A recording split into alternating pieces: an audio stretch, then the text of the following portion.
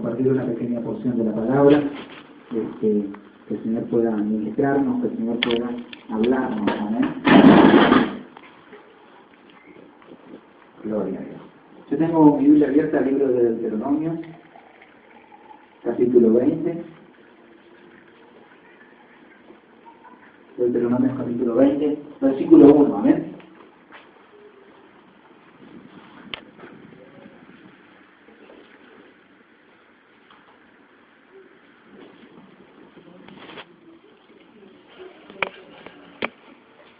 Esto es en el Antiguo Testamento, los primeros libros de la Biblia, Deuteronomio capítulo 20, versículo 1.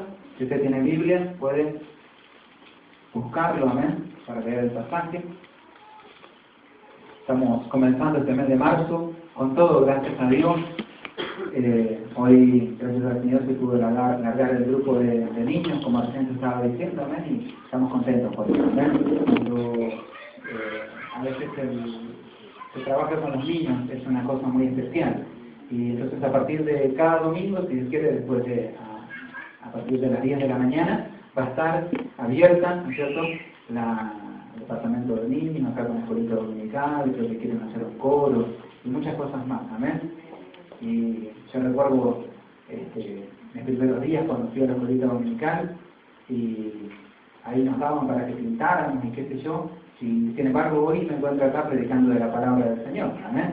Y había cantidad de niños, y de todos esos niños hubieran salido 7, 8 nomás que están ministrando, mire qué terrible. Y gracias a Dios porque la palabra siempre queda sembrada. Ese día cuando yo me entregué al Señor, el pastor le agarró a mi padre y le dijo, ahora el creyente tiene que traerlo a la escuelita dominical. Y mis padres tuvieron que llevarme cada domingo a la escuela dominical, amén. Entonces, gracias a Dios por aquellas cosas que el Señor hace. Yo tengo mi Biblia abierta al libro de Deuteronomio, capítulo 20, versículo 1. Espero que el Señor pueda estar hablando a nuestros corazones. Y luego sí vamos a estar compartiendo la Santa Cena, pero vamos a tratar de compartir una palabra, si Dios quiere, no tan larga, amén. 21, ¿lo tienen? Dice, leyes sobre la guerra. Cuando sales a la guerra contra tus enemigos, si vienes caballos y carros y un pueblo más grande que tú, no tengas temor de ellos, porque Jehová tu Dios está contigo, el cual te sacó de la tierra de Egipto. Y cuando os acerquéis para combatir, se pondrá en pie el sacerdote y hablará al pueblo, y les dirá, oye Israel, vosotros os juntáis hoy en batalla contra vuestros enemigos. No desmaye vuestro corazón, no temáis ni os azoréis, ni tampoco desalentéis delante de ellos, porque Jehová vuestro Dios va con vosotros para pelear por vosotros contra vuestros enemigos, para salvarlos. Versículo 5, los oficiales hablarán al pueblo diciendo, ¿quién ha edificado casa nueva y no la ha estrenado? Vaya y vuelva a su casa, y no sea que muera en la batalla y alguno otro la estrene. ¿Y quién ha plantado viña y no ha disfrutado de ella? Vaya, vuelva a su casa, no sea que muera en la batalla y algún otro la disfrute. Versículo 7, ¿y quién se ha desposado con mujer y no la ha tomado? Vaya, vuelva a su casa, no sea que muera en la batalla y algún otro la tome. Versículo 8, y volverán los oficiales a hablar al pueblo y dirán, ¿quién es hombre medroso y pusilánime? Vaya, vuelva a su casa y no apoque el corazón de sus hermanos como el corazón suyo. Y cuando los oficiales acaben de hablar al pueblo, entonces los capitanes del ejército tomarán el mando a la cabeza del pueblo. Versículo 13. Luego que Jehová tu Dios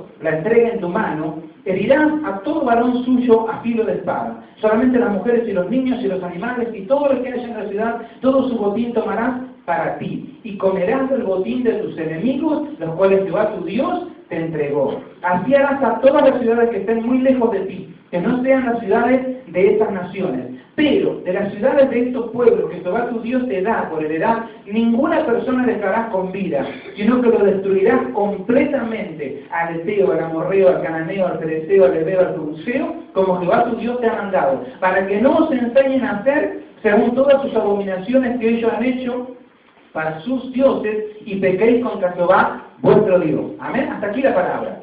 Gracias a Dios por su palabra. Amén. Libro de Deuteronomio, capítulo 20, versículo 1, leyes sobre la guerra. Y yo decía, ¿cuántas veces se habrá cumplido esta palabra en el pueblo de Dios, en aquel pueblo de Israel, donde el Señor le decía, si nosotros vemos el pueblo de Israel hasta hoy en día, usted agarra un mapa planisferio, un mapa del mundo, y para buscarlo, Israel lo tiene que buscar con lupa. Es súper pequeñito el país, ¿no es cierto? Siempre fue chiquito, nunca fue muy grande. Pero, ¿cuántas veces el pueblo de Israel se presentaba a la batalla, se presentaba a la guerra, y dice, si vienes un pueblo más numeroso que vos, Si vienen enemigos en cantidad, si son muchos, no tengas temor.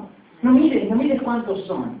No mires si hay cantidad. Y yo decía, a veces, ¿cuántas veces se cumple nuestra palabra? Esta semana están comenzando los chicos las clases, están comenzando a ir a los colegios, ¿no es cierto? Y parece que son muchos los que no son cristianos, ¿no? Y a veces solo donde se mueve en el trabajo son muchos. Y a veces cuando uno se mueve en la calle parece que hay muchos y parece que estamos solos. Pero el Señor no salva ni con mucho ni con poco. El Señor salva con corazones dispuestos. ¿Amén? Entonces, una de las palabras que a mí venía, siempre me toca el Salmo 20 de David, porque yo decía, ¿cuántas veces se habrá cumplido esa palabra? Y era verídica, era real en ello. Cuando ellos se paraban a la batalla, dice que el ejército asirio, cuando ellos se recibían para la batalla, mandaba de a 400.000 soldados, de a 1.000.000 de soldados, y a veces llegaba a 1.500.000 soldados dispuestos para la batalla. Israel era pequeñito. Dice que los israelitas cuando salían a la batalla y miraban, más que nada el ejército sirio era multitudinario, era infinito. Dice que cuando ellos paraban, creo que es Isaías que dice que cuando ellos se paraban así en las laderas de la montaña, dice que desde donde se veía hasta donde se veía, era todo hombres de ejército. Y Isaías, ¿verdad? Dice, son como langostas en multitud. Era algo terrible. Pero yo cuando veo el Salmo 20, yo me imagino a David, ¿cuántas veces él se habrá parado frente a la batalla? ¿Y cuántas veces habrá sido real esta palabra? Y cuando él se para, David estaba tranquilo. Y eso era algo de lo que tenía el pueblo de Dios, terrible. Eran miles, desde donde veían hasta donde veían. Pero cuando David se paraba en la batalla, él se paraba tranquilo. Y decía, yo confiaba en carros y en caballos. Mas nosotros, del nombre de Dios nuestro, tendremos memoria. Ellos flanquean y caen, nosotros nos paramos y estamos en pie. Amén. Entonces esa es la palabra de Dios. ¿Cuántas veces van a venir enemigos tan grandes? Y a veces va a parecer mucho, pero no tengas miedo, te dice el Señor. No te atemorices. Este año 2010 va a haber muchas cosas, ¿no es cierto? Y a veces parece que vas a hacer poco, y parece que estamos solos, pero el Señor te ha escogido a vos. Amén. Y aquellos que eran poquito, un puñado, David tenía 30 oficiales escogidos contra millones, pero cuando avanzaban hasta la batalla y corrían aquellos que eran miles. Qué tremendo, ¿no? Qué poder de Dios, qué cosas que Dios hace. Yo recuerdo, ¿y por qué pensaba en esto de los colegios y todas las cosas? Porque a veces en el colegio, más que nada por ahí los chicos, los jóvenes, yo también cuando estaba en el colegio, es como uno ve una multitud, y el único cristiano a veces parece que es uno, o el único que busca a Dios parece que es uno, ¿ven? Decía anterior que parece que fuéramos cristianos camuflados o espías secretos, ¿no es cierto? Que no queremos ni decir que son cantidad. Pero no tengas miedo, porque el Señor nos habla con cantidad. Y yo recuerdo un día cuando estábamos de novio con Johnny, mejor un día voy y la encuentro triste. Ya estaba terminando sus estudios, sus últimos años de estudio. Y yo me dije, ¿por qué estás triste? Estaba mal y estaba re triste. Y tú sabes que encima para colmo, a veces hasta los profesores se levantan en contra de los chicos. Y me dice, ¿vos sabés que hay una materia que estamos cursando que se termina este año? No sirve, pero para nada, no sirve para el estudio que estamos haciendo. Entonces este año la sacan, es el último año. Y esta mujer, esta persona, esta maestra, peor se empecinó en que nosotros tenemos que rendir esta materia y les exigía, y era una materia dificilísima. No voy a decir el nombre para que no dar día de confusión, pero esta persona decía, y encima nos hace la contra a todos, y entre ellos me hace la contra a mí, y dice que nos va a apoyar y nos va a mandar a diciembre. Y estaba triste, me acuerdo que estaba angustiada, ¿no es cierto? Que tenía dolor, bronca, angustia, por eso, ya en los últimos años, ¿cómo nos va a mandar a tanta cantidad? Se sabe que es una materia. Entonces yo me acuerdo que le abracé a ella, ¿no es cierto? Esos días estábamos primeros días de novio, me acuerdo que esos días estábamos por ir a Mar del Plata. Yo digo, no te preocupes, vamos a ir a pasear, si quieres, esos días a Mar del Plata, en el verano, no te preocupes, porque si no tenés que ir a rendir y todo. Y vas a recorrer las naciones. Vamos a ir, quién sabe a dónde. El Señor nos va a dar cantidad de cosas. Esta mujer no sé lo que va a hacer, no sé dónde se va a quedar, no sé lo que va a hacer. Pero si no busca a Dios, qué terrible. Y quién sabe, porque vos sos una sierva de Dios, ¿verdad? Y quién sabe si un día el Señor no la va a poner y no la va a hacer venir humillada y a pedirte, por favor, a vos. Y Johnny se consoló, ¿no es cierto? Prendió sus materias, pasaron las cosas, ¿no es cierto? Pasó el tiempo. Eso fue antes de casarnos, cuando éramos novios, ¿no es cierto? En los primeros días que estuvimos. Recorrimos varias ciudades, el Señor nos bendijo grandemente, hoy en día estamos aquí. Pero un día, yo, gracias a Dios, por mi trabajo, a veces puedo seleccionar los trabajos. Y muchas veces yo, cuando trabajaba mucho, seleccionaba siempre los mejores trabajos. Y me daba el privilegio, ¿no es cierto?, de poder elegir entre los trabajos, y había muchos trabajos que la gente me llamaba y nunca me iba. Muchas veces a veces me llaman y nunca voy, entonces selecciono por ahí los trabajos. Entonces, había personas que me llamaban, nunca me fui. Estaba desesperada, era algo que solamente yo podía arreglar, ¿no es cierto?, hay pocos técnicos aquí en Sanse de estas cosas.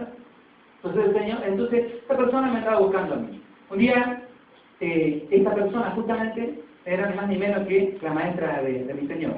Un día llega a casa, ¿no es cierto?, yo estaba trabajando, y llega mi señora, y en aquellos días, ¿no es cierto?, porque a veces es tan feo, porque a veces hasta con humillación, hasta a veces con desprecio, ¿no es cierto?, se les trata a los jóvenes o a los que están estudiando.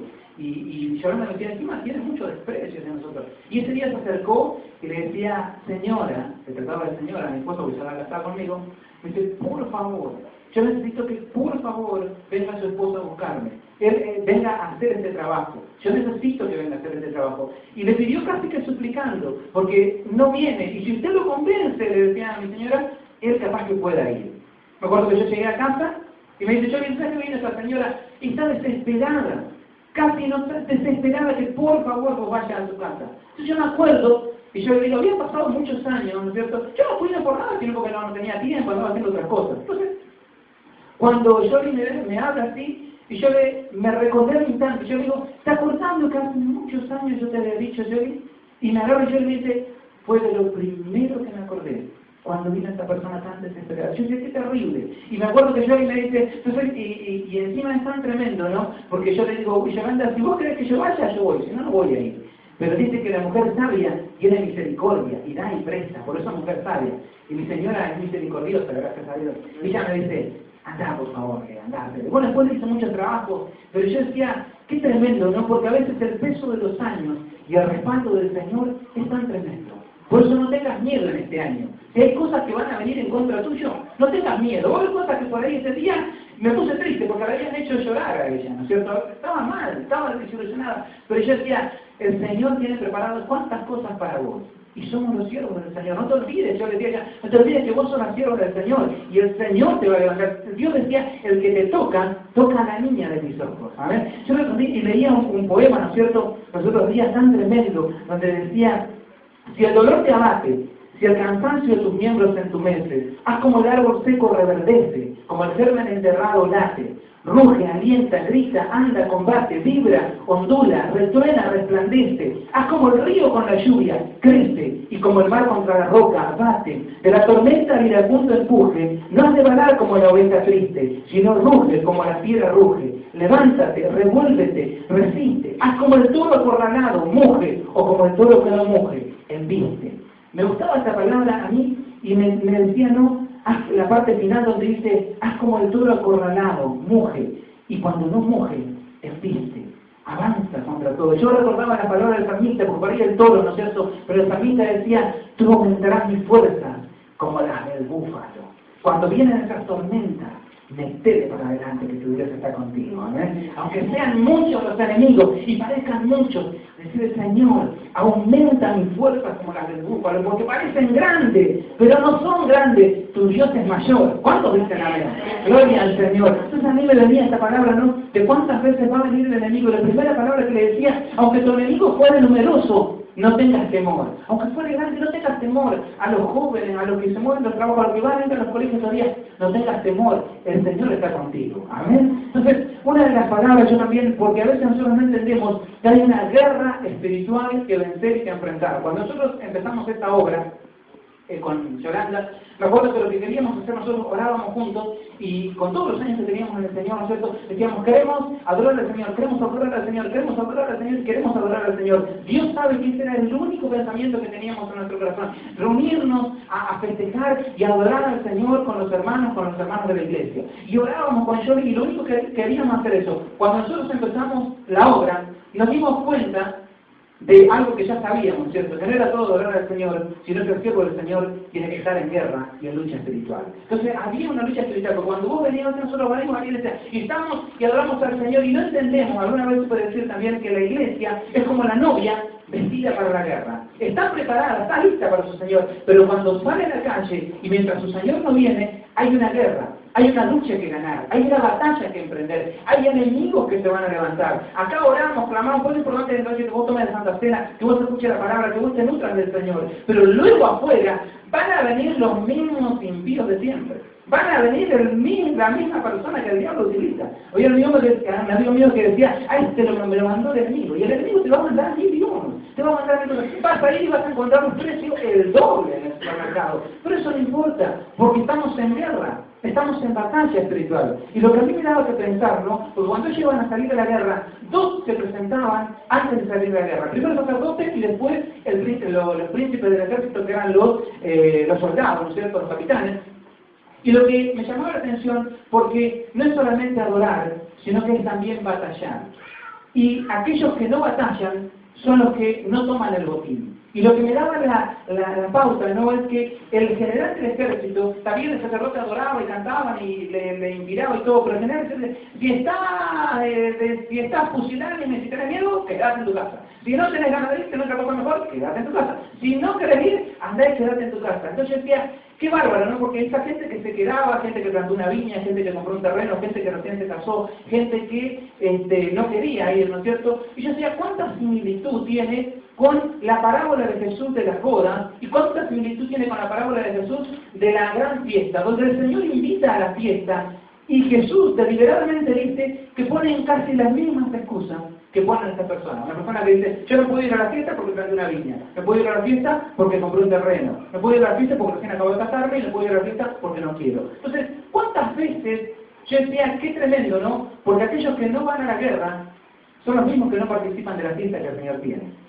Porque aquellos que vamos a la guerra somos los que tomamos el botín. Amén. Entonces, el Señor, hay una guerra que ganar, hay una guerra que emprender, y hay botín por conquistar. Tus hijos, tu familia, tu hogar, bendecir tu casa para que se multiplique, reprender al diablo, tenés que reprenderlo al diablo. En tu casa, cuando las cosas se levanten, arrodillate y reprenderlo. Siempre me gustó un libro que decía chanchos en la sala, y se refiere a los demonios. Ninguno tiene un chancho dentro de su casa. Los demonios son así, no lo aguantes dentro de tu casa.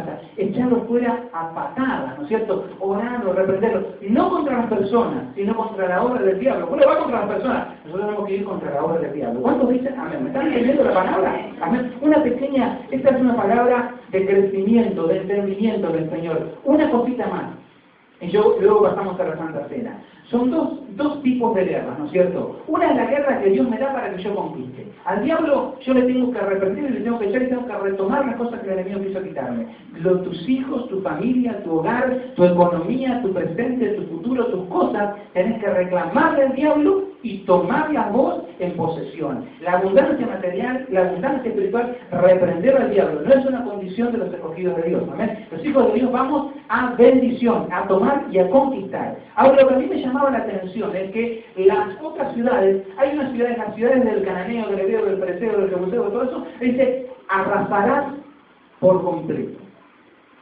Hay una historia, los griegos solían contar muchas historias, ¿no es cierto? Hay una historia que habla de una ciudad, que era una ciudad que se había edificado con murallas muy grandes.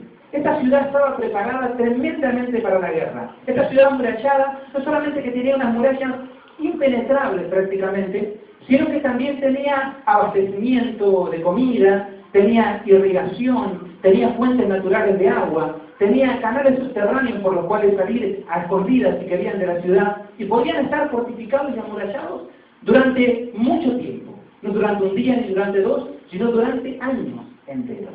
Y había otra ciudad que siempre los quería conquistar. Esta ciudad que los intenta conquistar durante fácilmente entre 90 y 120 años. La ciudad que intenta conquistar se llamaban los griegos, ¿no es cierto? Los griegos intentan conquistar una ciudad, y la ciudad que intentaban conquistar durante más de 120 años y nunca podían era la ciudad de Troya. Una famosa ciudad, ¿no es cierto?, que se conocía por la famosa historia de Troya. La historia está entre mitos y leyendas, pero gran parte es verdad. Cuando los griegos sitiaban la ciudad, dice que la sitiaban durante meses, años, la llegaron a sitiar hasta durante 5 años seguidos, y no podían entrar. Y la gente de adentro de la ciudad de Troya vivían felices, contentos, tenían comida en abundancia, tenían agua, no les importaba si seguían 5 o 6 años más allá afuera, no importaba, pues estaban tranquilos. Y nadie podía cruzar unas murallas tremendas que tenía la ciudad, que estaba rodeada de murallas. Tenían agua, tenían canales de irrigación, tenían fuentes por las cuales salían ellos, canales subterráneos, que ellos se querían salir afuera a varios kilómetros que nadie los conocía. Entonces ellos estaban tranquilos, no tenían ningún problema. Los griegos la citaban un tiempo, volvían acá, la sitiaban otro tiempo. Durante 120 años estuvieron así, nunca pudieron conquistarla. Hasta que un día, ¿no es cierto?, aquella famosa historia, los griegos se van, abandonan todo su campamento y se van.